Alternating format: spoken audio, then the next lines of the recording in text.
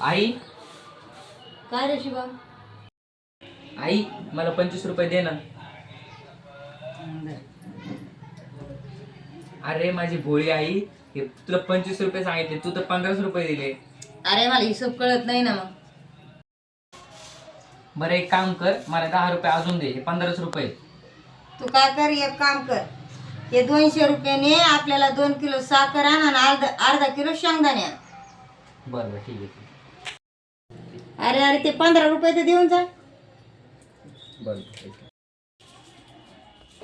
ठीक आहे आई, आणला मी किराणा. आणला का?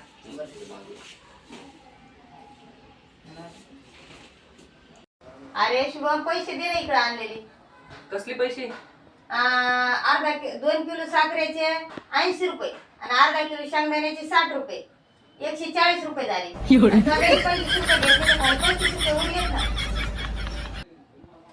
कुठे ते बाकीचे पैसे? घे इकडं.